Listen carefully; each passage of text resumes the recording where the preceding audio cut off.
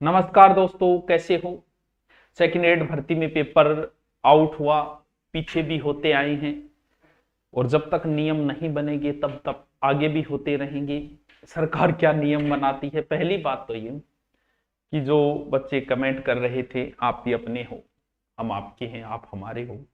जो भी बच्चे कमेंट कर रहे थे कि सर आप साथ नहीं हो, ये वो, तो उनको बता देते हैं आपका प्रेम है, आप बुलाते हो। देखो, तारानगर में कल ज्ञापन है, हमारे पास बच्चे आए, हमने कहा गुरुकुल के बच्चे ले जाओ। बोलो और कहाँ गए हो, बोलो और बीएड वालों को कहा है। वहां ठीक है, भी कहा है, हम हमारे बच्चे तैयार हैं, हम आ जाएंगे। तो ये तो पता चल गया कि हम साथ है या नहीं।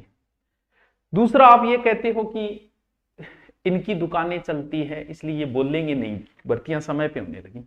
भर्तियां जब से पेपर आउट होने शुरू हुए, लोगों की रुचि ही नहीं रही पढ़ाई के अंदर। सही समय पे सही हिसाब से पेपर होंगे तो ही ये दुकानें चलेगी।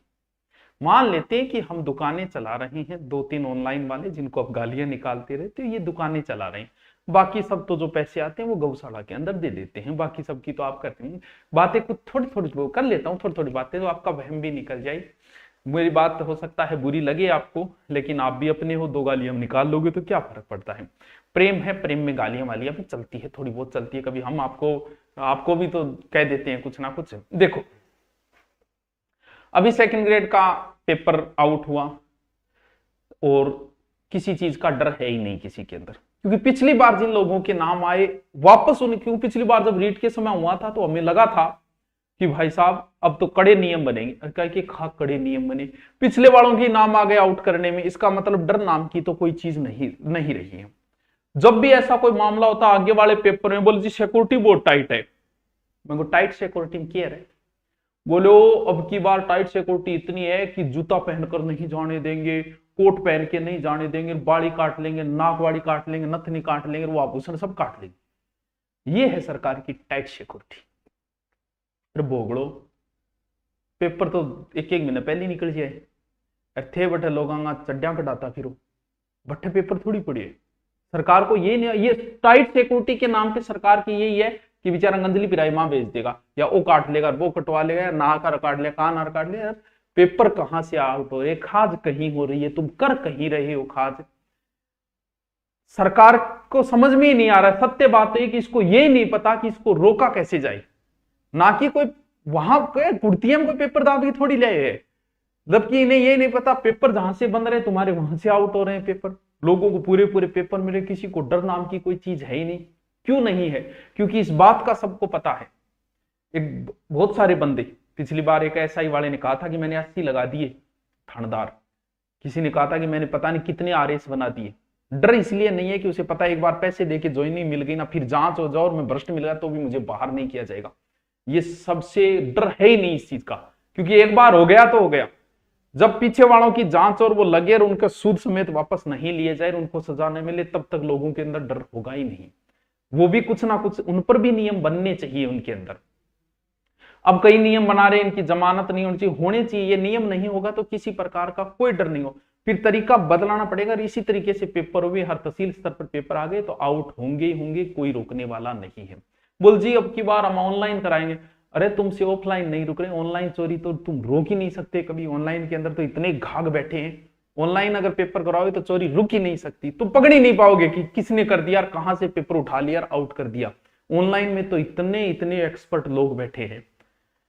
अब आंदोलन जैसे भी होता है, आंदोलन की बात बताऊं आपको, प्रेम कोई बताने से नहीं होता। आप हमसे प्रेम करते हो, हमें पता है इस बात का, हमें पसंद करते हो, पढ़ना चाहते हो, यहां दूर दूर से बच्चे आते हैं, यही लक्षण है कि आप हमसे प्रेम करते हो। हम आपसे करते हैं कि नहीं करते, अभी ऐसे तो मैं बता नहीं पाऊंगा, क्योंकि प्रेम महसूस करने की वस्तु, ना कि बताने कि मेरी एक एक सांस मेरे विद्यार्थियों के लिए, एक एक खून का कतरा, एक एक शीरा, एक एक नाड़ी, एक एक धौनी, दिल ही आपके लिए धड़कता है।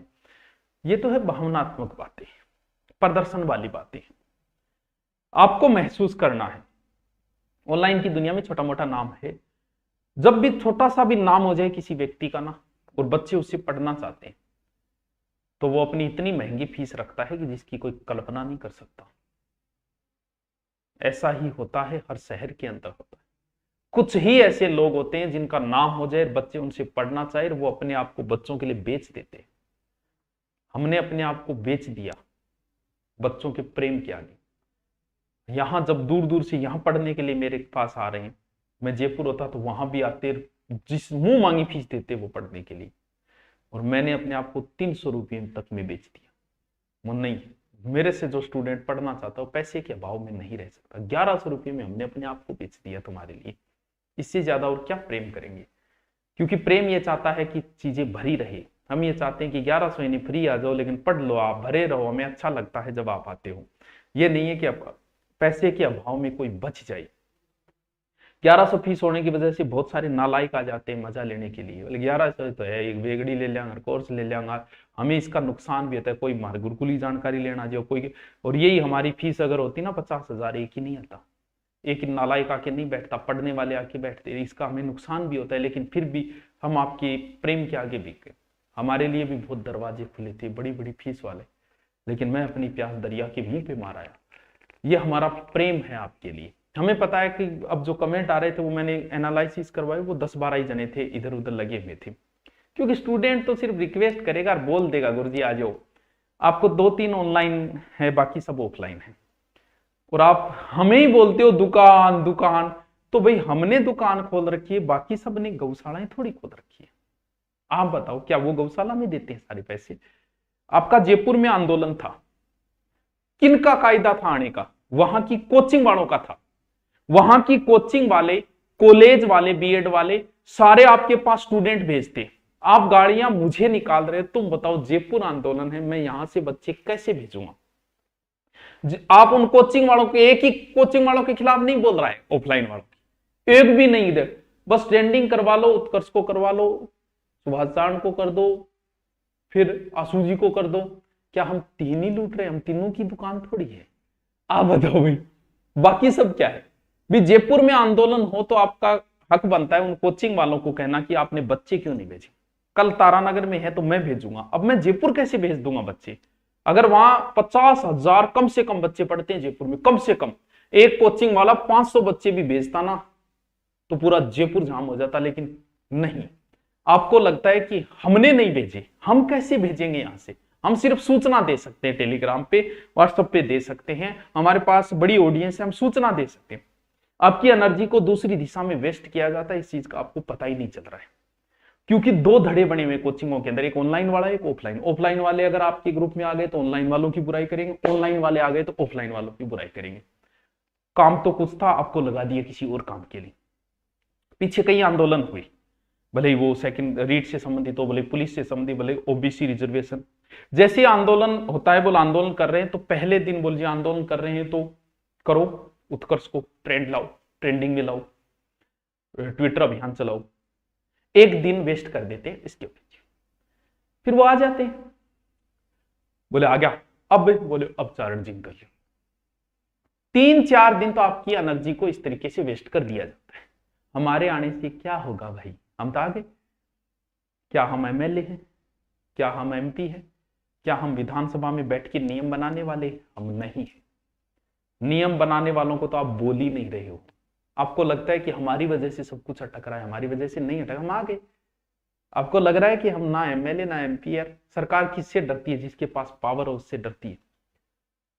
क्रोड़ीमल मीणा जब बोलता है ना तो भाई साहब सरकार की हालत है, क्योंकि बंदे के पास पावर है, उससे डरती है। वो बोलते हैं ना, सरकार को ध्यान देना पड़ता है, सब मीडिया वाले चले जाते हैं, हमारे बोलने से कौन है? कौन मीडिया वाला आया मेरे पास?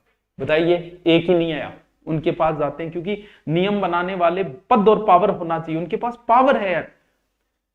ओबीसी आरक्षण के तहत आप ओबीसी के नेताओं को ट्रेंड करते कि आओ हमने वोट दिए तुम्हें, आओ। आप हमें कर रहे हो, हमारे पास क्या है भाई? विधानसभा के बाहर चिल्लाने वाले हैं हम, अंदर चिल्लाने वाला चाहिए तुम्हें। नियम तब बनेंगे जब अंदर बैठने वाला चिल्लाएगा। आप 5 नेताओं को साथ करके तो देखिए इस आंदोलन में, फिर देखिए नियम कौन कहता है नियम। आपको क्या लगता है मेरा सो गहलोत जानता है? भैया नहीं जानता। हमारे तो हमारे वाला विधायक भी नहीं जानता, यहाँ वाला एमएलए भी हमें नहीं जानता, यहाँ का थानेदार हमारा चालान काट देता है। आप सोच रहे हो हम बहुत बड़े नियम बनाने वाले? नहीं यार, तो आपको लग रहा है ये, हमें तो पता है हमारी हकीकत का कि हम क्या हैं। बस इतना है कि स्टूडेंटों को सूचना देने का हमारे पास बड़ा माध्यम है, इसके अलावा कुछ नहीं है। यहां आंदोलन होंगे हम आ जाएंगे, लेकिन अगर आप जोधपुर आंदोलन कर रहे हो तो जोधपुर कोचिंग वालों को बोलिए, फिर वहां नहीं भेज रहा उसको टारगेट कीजिए। अगर आप प्रतापगढ़ में कर रहे हो तो प्रतापगढ़ के बीएड बीएसटीसी कॉलेज वालों कोचिंग वालों को कीजिए कि आंदोलन कर रहे हैं कल बच्चे भेज देना, और जो नहीं भेजता है उनको करो टारगेट। अब प्रतापगढ़ में आप आंदोलन कर रहे हो, टारगेट हमें कर रहे हो, हम यहां से प्रतापगढ़ बच्चे कैसे भेजेंगे? अरे हर तहसील के अंदर कम से कम 10 बीएड कॉलेज है और एक बीएड कॉलेज में 200 सीट है, कितनी हो गई 2000, उनमें से 500 भी आ गए तो तुम्हारा तो काम हो गया ना। कोचिंग भी चल रही है, लेकिन नहीं बोल इनको कर लो, इन्होंने रोक रखे हैं बच्चे। अरे हमने नहीं रोक रखे यार, हम आपके साथ ही। आपको लगता है कि कुछ तो ये कहते हैं बोल जी ऐसे पेपर टाइम पे हो गए तो इनकी दुकानें बंद हो जाएगी। अरे पेपर टाइम पे होंगे, सही शेड्यूल चलेगा, सही हिसाब से, तो ही तो बच्चे की रुचि होगी, तो ही तो वो पढ़ेगा। अभी बच्चों की रुचि नहीं रही, बोले यार हर पेपर आउट हो रहा है, हर पेपर हो रहा है, कौन पढ़े कौन कोर्स ले। हमारी भी दुकानें तभी चलेगी बच्चों जब सही समय पे पेपर होंगे, सभी सही समय पे ज्वाइनिंग दी जाएगी। आप गलत दिशा में एनर्जी लगा रहे हो, हमें ट्रेंड करने के पीछे एनर्जी आप वेस्ट मत करो। इन नेताओं को करो यार, इनको कहो हमारे साथ आओ, एक को दो को ही ले आओ, बहुत है, एक दो ही बहुत है। हमारे पास सच में आपको लग रहा होगा, मुझे पता है लग जाता है, होता है कि गुरुजी ओ गुरुजी अब क्या होगा, अब जैसे ही माँ आके बोलेगा मैं ऐसे कर दूंगा, और ये बच्चों के साथ नहीं और ये हम बच्चों के साथ, बोलिए जी सुभाष जी सर आगे आगे क्यों, अब क्या हो जाएगा बताओ? क्या विधानसभा में नियम बन जाएगा? नियम तो अंदर बैठने वाले बनाएंगे यार, 5 उनको पकड़ो यार, उनको टारगेट करो। हम भी आपके साथ हैं उनको टारगेट करने में, ताकि कुछ बने, कुछ हो, कुछ नियम बने, वरना तो ये ड्राई से चलता रहेगा। राजस्थान की हालत बहुत बुरी होती जा रही है, दिनों दिन पेपर आउट होते जा रहे हैं इस वजह से। तो दोस्तों कुछ बातें बुरी लगी हो तो माफी चाहूंगा मैं, लेकिन आप हर भर्ती के अंदर हमें टारगेट कर लेते हो, 2-3 लोगों को करो चाहे कोई बात नहीं है, लेकिन हमारे पास ऐसा कुछ नहीं है जो आपको लग रहा होगा। हम नियम बनाने वाले नहीं है, हम आपके साथ ही। आपको ऐसा लगता है कि आप बोले नहीं, अब मेरे बोलते ही अब मैंने कुछ थोड़ी बहुत कड़वी बातें बोल दी तो हो सकता है आप टारगेट कर लोगे, फिर बोलो वो आप बात बोल दी। बाकी क्या हो गया हमारे बोलने से? हमारे बोलने से नहीं होगा, नेताओं के बोलने से होगा। उनको साथ लो यार, उनको टारगेट करो, एक बार करके देखो, पता चल जाएगा। जिस क्षेत्र के अंदर आप ज्ञापन दे रहे हो वहां की कॉलेज और कोचिंग वालों को बोलो कि कल बच्चे भेज देना, वरना देख लेना, तब बात बने कुछ। चलो दोस्तों, कुछ गलत कहा तो माफी चाहता हूं। Thank you.